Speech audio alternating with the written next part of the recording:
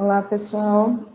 Eu vou falar um pouquinho para vocês sobre a farmacoterapia da inflamação, febre e dor, né? A utilização dos anti-inflamatórios não esteroidais.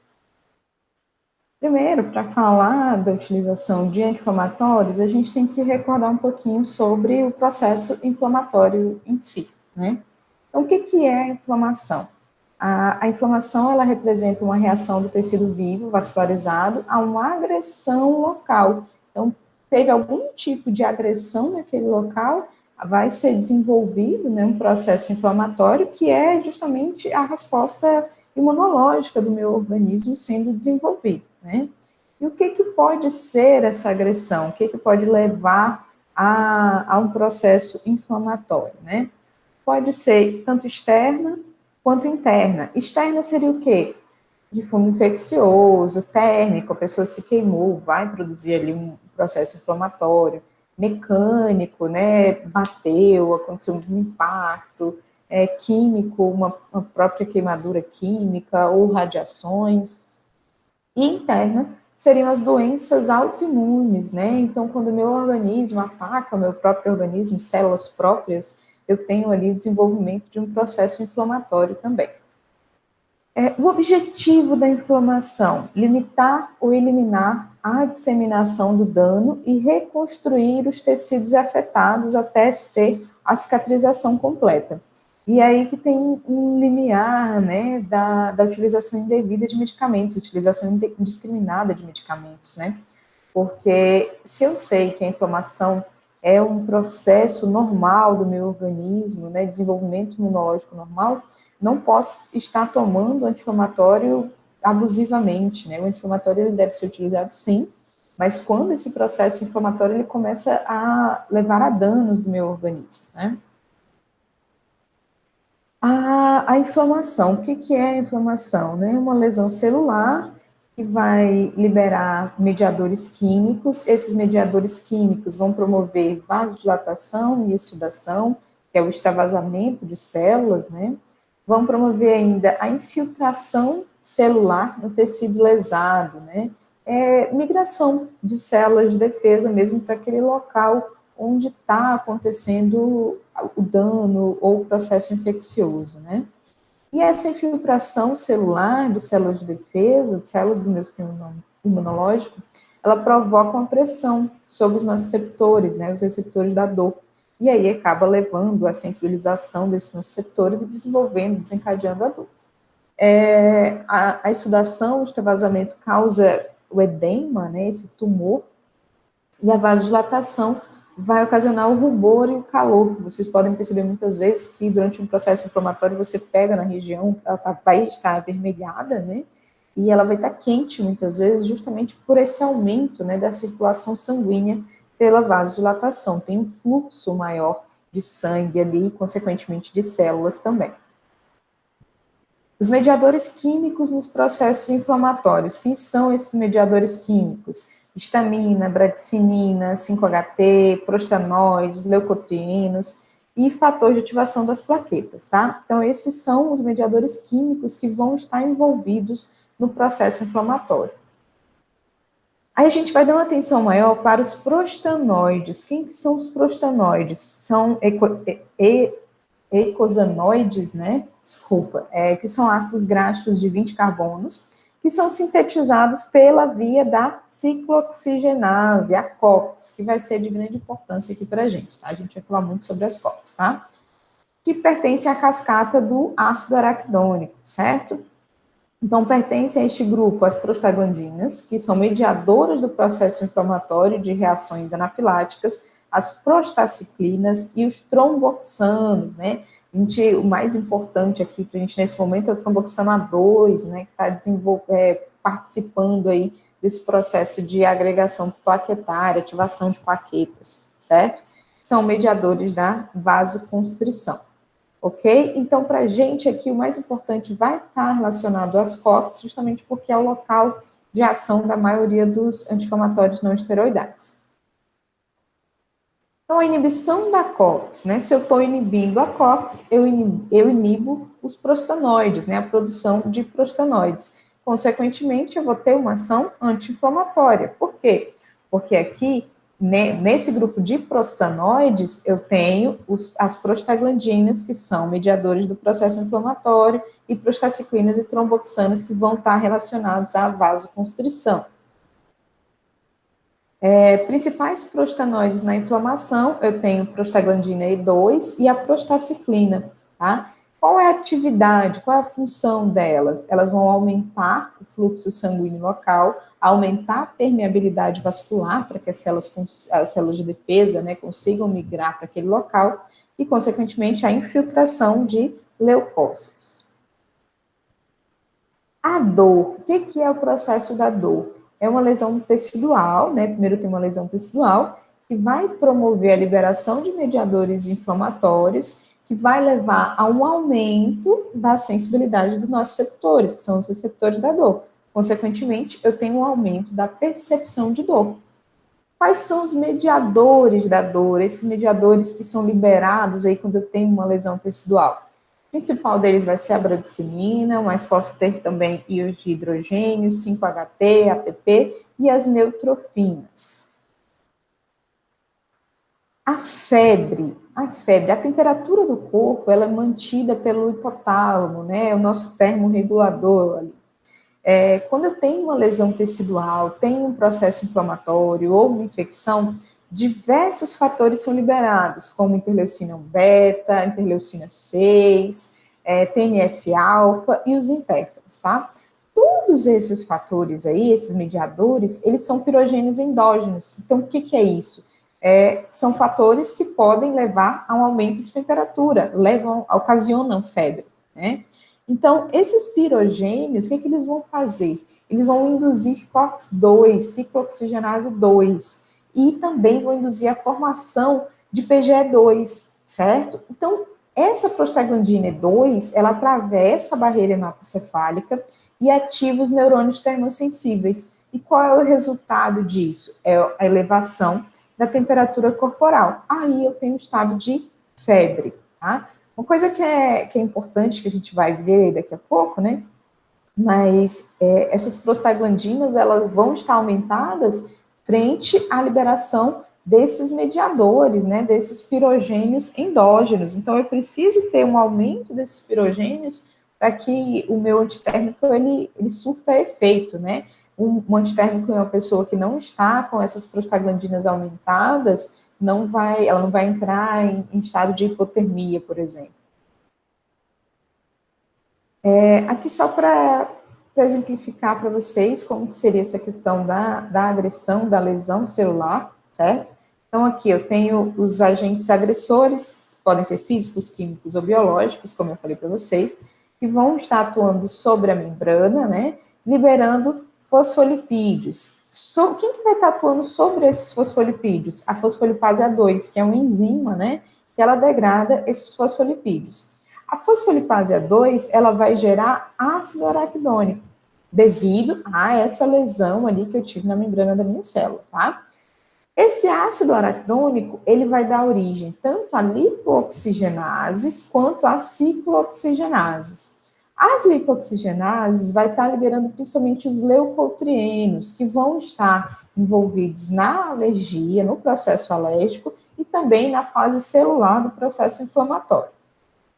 Já as ciclooxigenases vão estar correlacionadas com a liberação de tromboxanos e de prostaglandinas, né? Os tromboxanos vão estar correlacionados principalmente com o processo de coagulação sanguínea, né? Atuando nas plaquetas, e as prostaglandinas vão estar envolvidas com febre, dor e inflamação. E como eu falei, né, eu tenho a prostaglandina 2, que ela vai ultrapassar a barreira hematocefálica e vai entrar no sistema nervoso central, promovendo o aumento da minha temperatura, tá? Tenho ali também a demonstração da bradicinina, né, que também ativa, né, mais esse aumento da dor, sensibiliza essa questão de percepção da dor. Então, aqui só para mostrar, eu tenho o meu ácido araquidônico mesmo daqui, que está sendo liberado, né, ácido araquidônico, dando origem a lipooxigenase e ciclooxigenase. Então, aqui meu ácido araquidônico dando origem às ciclooxigenases. Aqui está sendo exemplificado COX-1 e COX-2, ciclooxigenase 1 e 2.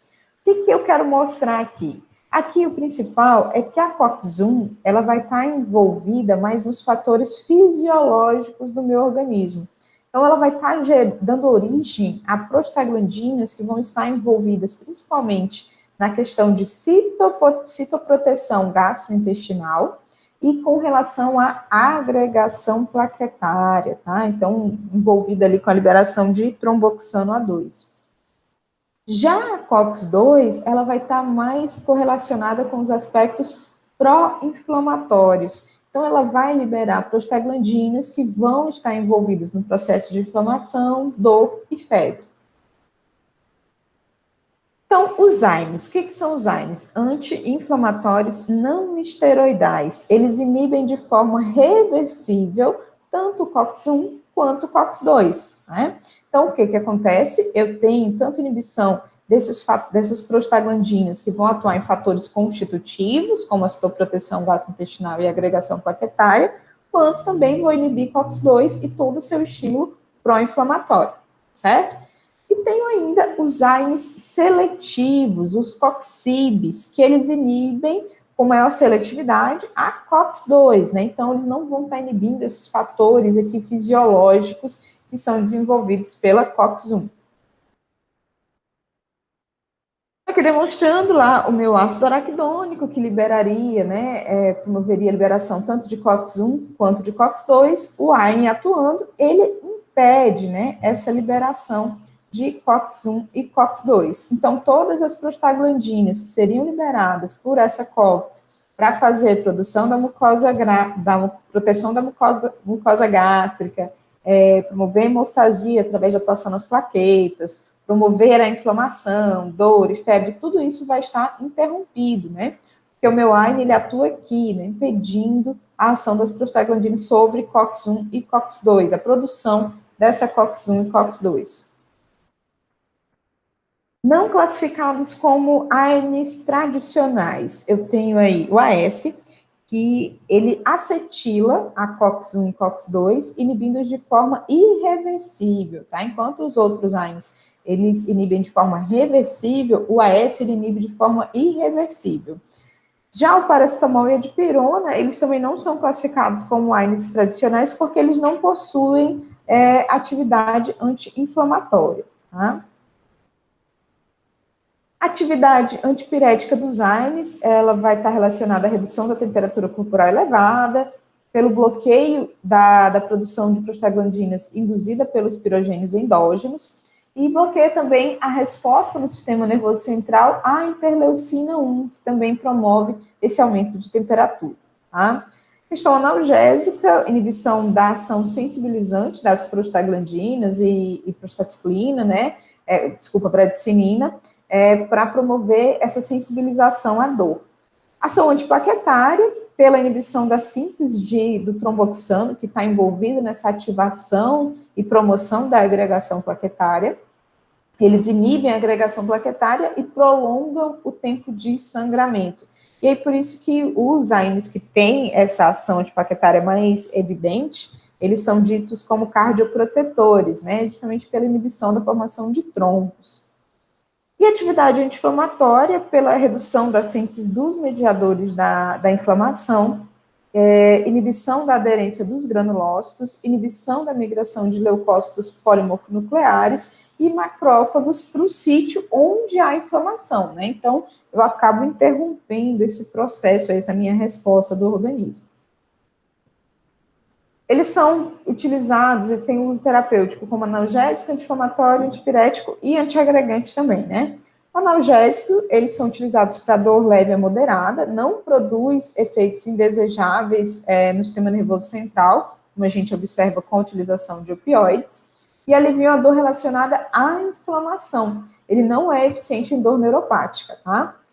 Os anti-inflamatórios vão atuar sobre distúrbios musculoesqueléticos inflamatórios, como artrite reumatoide, osteoartrite, e antipirético, né? A febre ocorre quando o ponto de ajuste do centro termoregulador está alterado, né? Principalmente pela ação das prostaglandinas lá nesse hipotálamo, alterando a temperatura do organismo. A causa é o aumento da prostaglandina, principalmente prostaglandina E2, e os antipiréticos, ele reduz a temperatura corpórea apenas nos estados febris, né, nos estados onde essas prostaglandinas estão alteradas. Atividade antiplaquetária. A inibição da COX-1 nas plaquetas persiste por toda a vida da plaqueta. Então, a inibição da formação de tromboxana 2, né, que se dá pela COX-1, ela é cumulativa com doses repetidas de AS, podendo o efeito permanecer por até 12 dias, né, depois que eu finalizo a utilização desse medicamento, tá? Então, quando eu inibo o tromboxano A2, ele é um grânulo de comunicação, de ativação entre as plaquetas. Então, eu impeço essa ativação, tá? Então, quando eu inibo a COX-1, eu inibo a liberação de tromboxano A2 e inibo essa agregação, essa ativação e agregação plaquetária. Os efeitos adversos dos AINES, né, na sua grande maioria, são gastrointestinais, podendo levar a anorexia, náusea, dispepsia, dor abdominal, úlceras gástricas ou intestinais e diarreia. Interações medicamentosas. A interação medicamentosa mais famosa, digamos assim, mais importante, vamos colocar assim, mais importante, dos AINES se dá com os inibidores da ECA, né, que são a enzima conversora de angiotensina, que é um fármaco utilizado contra a hipertensão. E ele estimula a produção de prostaglandinas, né? Esses inibidores da ECA vão acabar estimulando a produção de prostaglandina. Então, quando você toma um AINE que está inibindo essas prostaglandinas, é claro que a atuação desse fármaco, a resposta terapêutica desse fármaco, ela vai estar prejudicada. Os coxibes. Os coxibes são os inibidores seletivos da COX-2, tá? Inicialmente, os coxibes eles foram apresentados como anti-inflamatórios relativamente tão eficazes e seguros quanto os demais AINES, né? E eles tinham a vantagem que, já que ele está atuando somente sobre a COX-2, eles não apresentariam os efeitos adversos relacionados ao trato gastrointestinal que os não seletivos, né? Porém, isso não é realmente observado, não se tem, ainda tem alterações gastrointestinais, mesmo com a utilização de coxibes, e tem-se ainda um aumento do risco cardiovascular associado ao uso desses coxibes. Então, a grande maioria foi retirada do mercado, então existem poucos ainda, né, que permanecem no mercado, entre eles o meloxicam, mesolida e o celecoxib. O AS ele promove, como eu já falei, né, uma inibição irreversível e não seletiva das ciclooxigenases. Quais são os efeitos do AS? Ele tem tanto efeito anti-inflamatório, analgésico, antipirético e antiplaquetário. As intoxicações que podem ocorrer pelo AS. Pode ocorrer o salicilismo, que é uma intoxicação crônica leve, quais são os sintomas? Náuseas, vômitos, vertigens ou tonturas, hiperatividade, aumento da temperatura e, por vezes, convulsões. E a síndrome de Rey em crianças, né? Que é uma infecção que causa inflamação do cérebro e do fígado, gerando dificuldades respiratórias e, em certos casos, a morte. Contraindicação, pacientes hemofílicos, né? Ou que apresentem alguma hipersensibilidade à fórmula desse medicamento. O que é a síndrome de Rey, né? É uma combinação de distúrbio hepático com encefalopatia. E essa síndrome, ela tem uma taxa de mortalidade de 25%. Então, ela pode surgir após uma doença viral aguda, como uma gripe, qualquer doença viral. Então, é aconselhado que em estado febril, né, associado a uma infecção viral, não se deve administrar o AS, né, em crianças, para evitar a síndrome de Rey. Aqui eu estou ilustrando uma mucosa gástrica, né, normal, então você pode ver ali a superfície globular, tudo tranquilo, né, lisinho, e com a utilização de aspirina, né, você tem formação de estados erosivos ali, né, você vê que tem uma degradação dessa mucosa gástrica. Derivados do paraminofenol, né, o paracetamol. Utilização, ele é utilizado como analgésico e antipirético, é utilizado em crianças em infecções virais, incluindo a catapora, pois ela não provoca, diferente do AS, ela não provoca a síndrome de Rey, não pode provocar a síndrome de Rey. Apresenta fraca ação anti-inflamatória, tá? Porque em tecidos periféricos ela tem menor efeito sobre a ciclooxigenase, mas no sistema nervoso central tem ação efetiva, sendo utilizada como analgésico e antipirético, né? Então ela consegue chegar lá no meu sistema nervoso central e conseguir reduzir o estado febril, consegue, né, diminuir essa resposta, esse estímulo, essa sensibilização à dor, mas a atividade anti-inflamatória, ela é bem pequena. Não apresentam também ação plaquetária e nem tem efeito no tempo de coagulação. Irrita menos o trato gastrointestinal. Possui baixa incidência de efeitos colaterais gastrointestinais. Os efeitos adversos em doses terapêuticas são mínimos. Os efeitos como erupções cutâneas e reações alérgicas que raramente ocorrem, tá? O risco mais grave ocorre com doses altas, que pode provocar a hepatotoxicidade e levar ao óbito, tá? Principalmente se for usado juntamente com o álcool, tá? Então, ele tem essa questão, essa hepatotoxicidade, mas somente em doses mais altas, tá? A indometacina, ela é indicada para o tratamento de artrite reumatoide, osteoartrite e artrite gotosa. Propriedades anti-inflamatórias e analgésicas, antipiréticas, todas proeminentes. E também tem efeitos gastrointestinais proeminentes.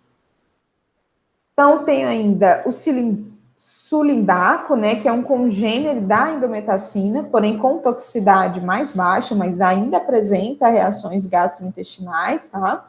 O etodolaco, ele possui certa seletividade para COX-2, então, por isso, a irritação gástrica, ela é menor, presente, mas menor. O cetorolaco, ele é um analgésico potente e anti-inflamatório moderado. O uso é limitado a até 5 dias, tá? Por quê? Porque ele apresenta reações adversas gastrointestinais graves, tá? Além de reações renais e de sangramento, né? Presença de hemorragia.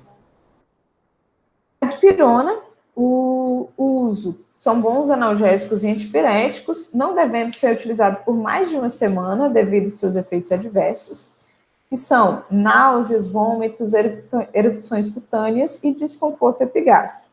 Os efeitos mais graves são a granulocitose e a anemia plástica, tá? Que é a produção insuficiente de células sanguíneas pela medula, tá? A dipirona, ela não é comercializada em vários países da Europa e nos Estados Unidos, justamente por essa questão da granulocitose. Diclofenaco sódico ou potássico, eles possuem atividade analgésica, antipirética e anti-inflamatória, sendo útil para o tratamento de curta duração das lesões musculoesqueléticas agudas, das tendinites, das bursites, da dor do pós-operatório e da disminorreia. E pode ter uso crônico em pacientes com artrite reumatoide e osteoartrite. Vale lembrar aqui que com relação à farmacodinâmica e à farmacocinética, não tem diferença significativa, tá? Entre o diclofenaco sódico e potássico. Piroxicam, vantagens, efeito mais longo e apenas cerca de 20% dos pacientes apresentam efeitos adversos, além de serem usados para o tratamento das doenças inflamatórias, principalmente o piroxicam, é também utilizado no tratamento das lesões musculoesqueléticas, na dismenorreia e na dor pós-operatória. O ácido mefenâmico, o principal uso tem sido na dismenorreia, a limitação tem sido a diarreia e inflamações intestinais, e tem sido relatado casos de anemia hemolítica. Derivados do ácido propiônico, ibuprofeno, naproxeno, cetoprofeno, são usos anti-inflamatório, analgésico e antipirético. A baixa toxicidade leva a melhor aceitação por alguns pacientes, com menor incidência de efeitos adversos do que a aspirina e a indometacina. Alteram a função plaquetária e o tempo de sangramento também. Ok? É isso, pessoal, com relação aos anti-inflamatórios não esteroidais.